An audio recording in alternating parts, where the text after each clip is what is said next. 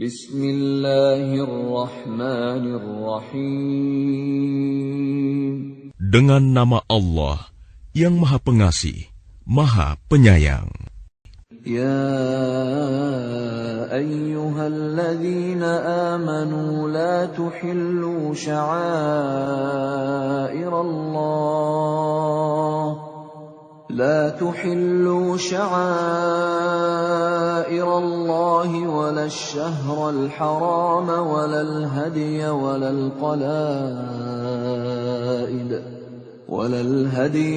القلائد ولا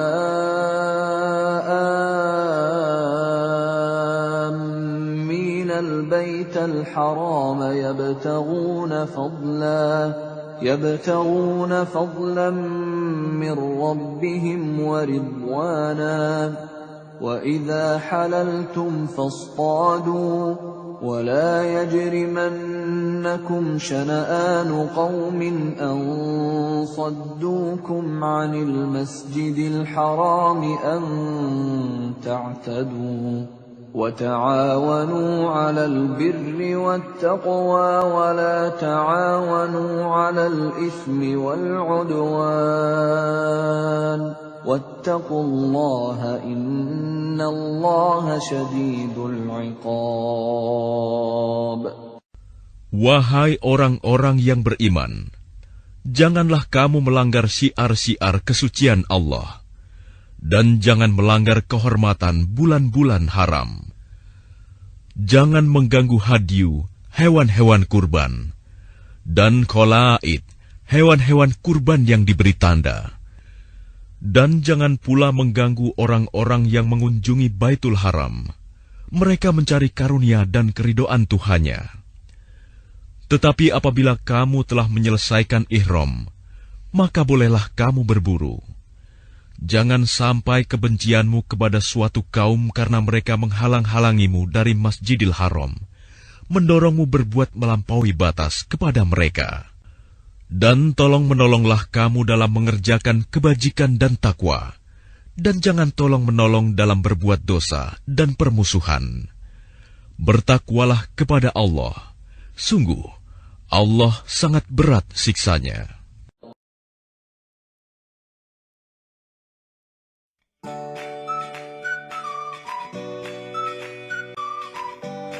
Bismillahirrahmanirrahim. Assalamualaikum warahmatullahi wabarakatuh. Alhamdulillahirabbil alamin. Adik-adik yang dirahmati Allah Subhanahu wa taala. Topik pembahasan kita masih terkait dengan bab 4. Namun subtemanya tentunya berbeda, dan kali ini adalah pembahasan yang terakhir, yakni tentang koperasi syariah untuk perekonomian umat dan bisnis maslahah. Nah, adik-adik, mari kita perhatikan secara bersama-sama apa sih koperasi syariah itu.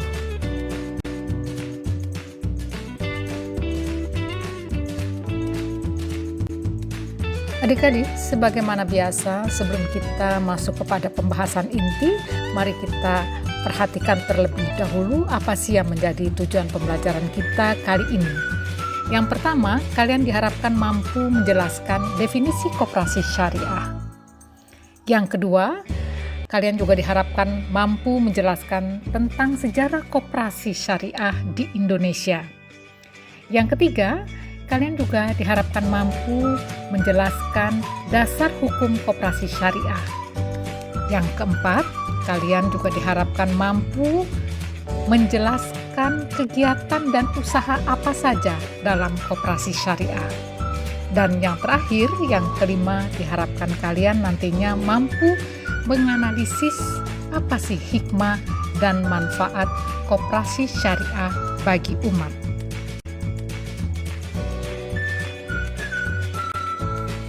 Nah, adik-adik, mari kita bahas pokok pembahasan yang pertama, yakni definisi koperasi syariah. Koperasi syariah adalah badan usaha koperasi yang menjalankan aktivitas usaha dengan prinsip, tujuan, dan kegiatannya berlandaskan pada Al-Quran dan hadis. Dalam pengertian yang lain, koperasi syariah adalah badan usaha yang beranggotakan orang-orang atau badan hukum koperasi dengan melandaskan kegiatannya berdasarkan prinsip syariah, sekaligus sebagai gerakan ekonomi kerakyatan dengan prinsip kekeluargaan.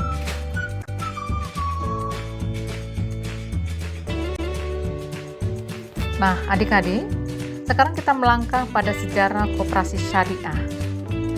Koperasi yang berlandaskan pada nilai-nilai Islam sebenarnya telah diprakarsai oleh Haji Samanhudi di Solo melalui Syarikat Dagang Islam, di mana beliau menghimpun anggotanya yaitu para pedagang batik di Solo.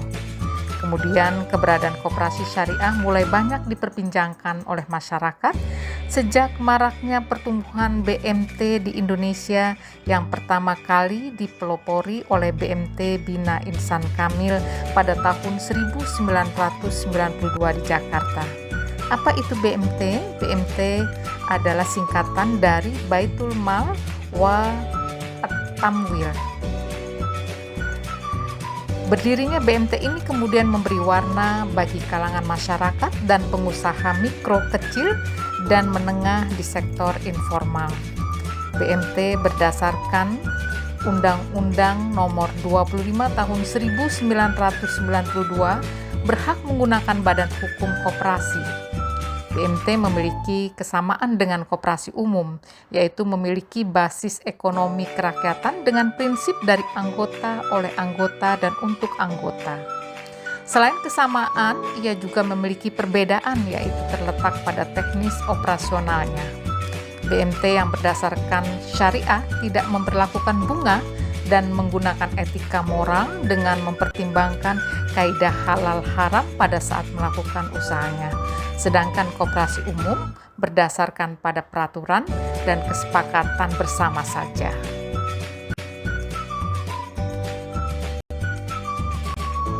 Nah, kita masuk pada pembahasan tentang dasar hukum koperasi syariah.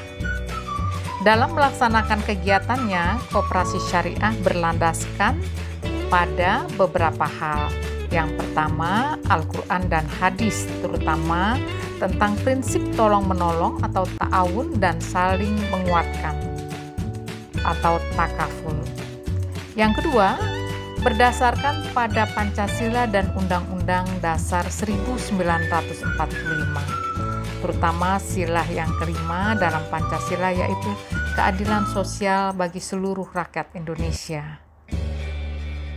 Yang ketiga, Peraturan Menteri Koperasi dan Usaha Kecil dan Menengah atau KUKM nomor 16 garis miring per garis miring M titik UKM garis miring Romawi 9 garis miring 2015 tentang pelaksanaan kegiatan usaha simpan pinjam dan pembiayaan syariah oleh koperasi yang merupakan regulasi terbaru yang mengatur tentang tata kelola koperasi syariah di Indonesia saat ini.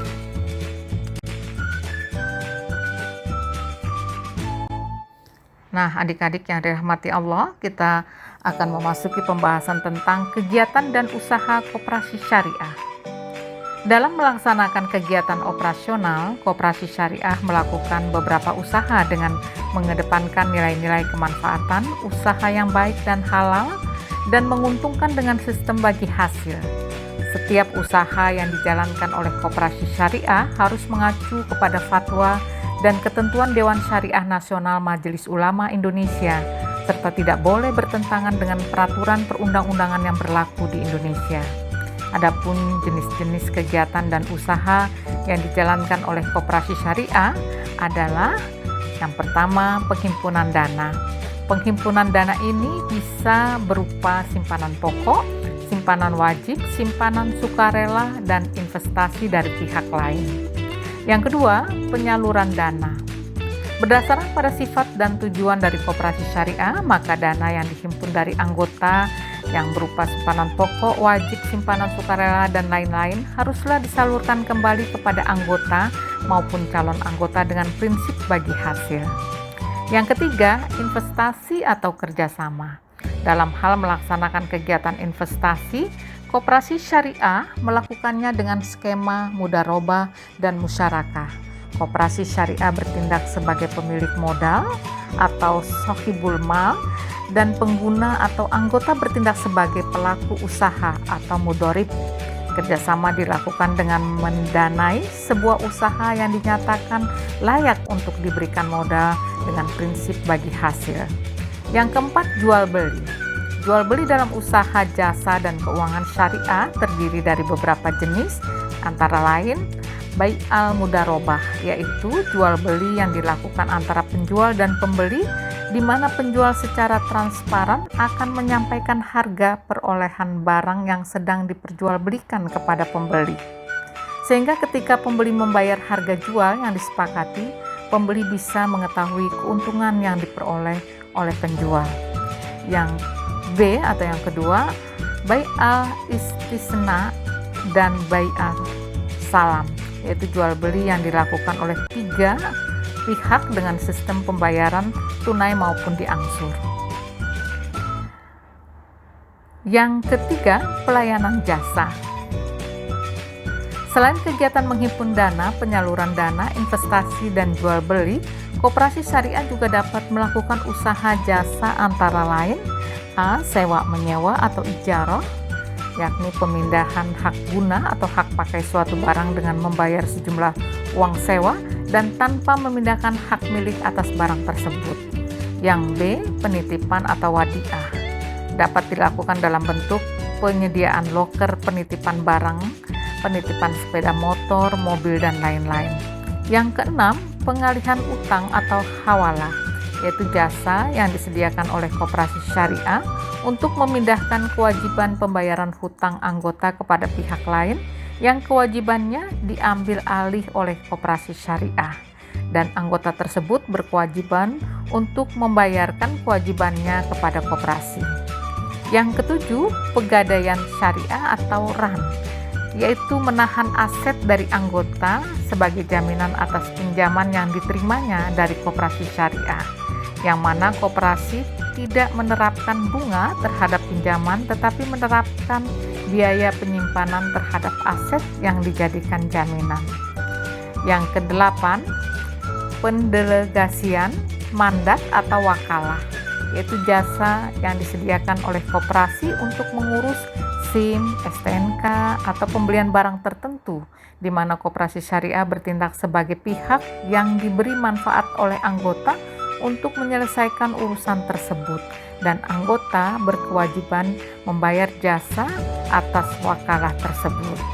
Yang kesembilan, penjamin atau kafalah, merupakan kegiatan penjaminan yang diberikan oleh koperasi yang bertindak sebagai penjamin kepada pihak ketiga untuk memenuhi kewajiban anggotanya.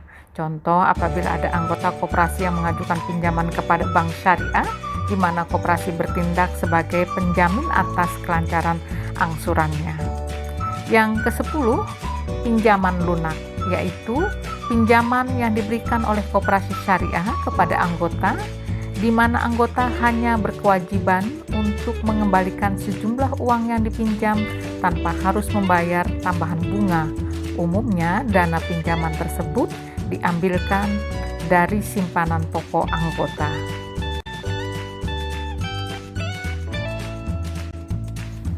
Dan yang terakhir, pokok bahasan kita adalah apa sih hikmah dan manfaat koperasi syariah. Adik-adik, berdasarkan uraian materi tersebut, maka keberadaan koperasi syariah sebagai soko guru perekonomian umat Islam memegang peran yang sangat penting dalam upaya pengembangan ekonomi kerakyatan yang berlandaskan pada prinsip-prinsip syariah Islam.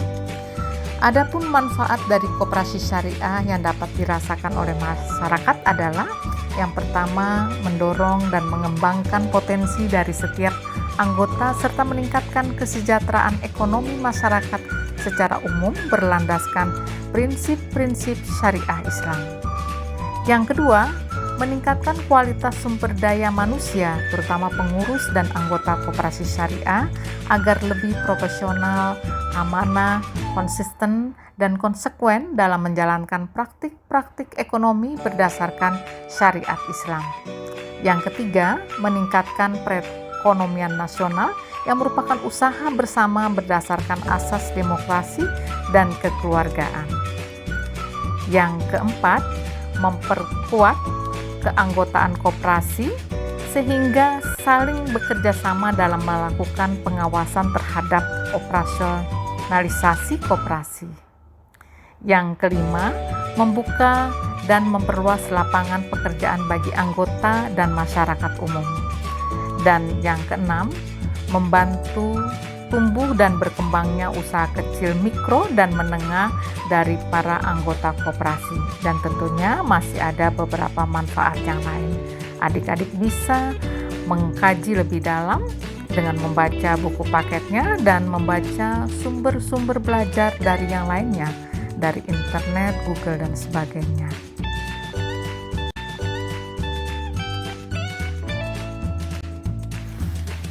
Adik-adik yang dirahmati Allah Subhanahu wa Ta'ala, alhamdulillahirabbil alamin.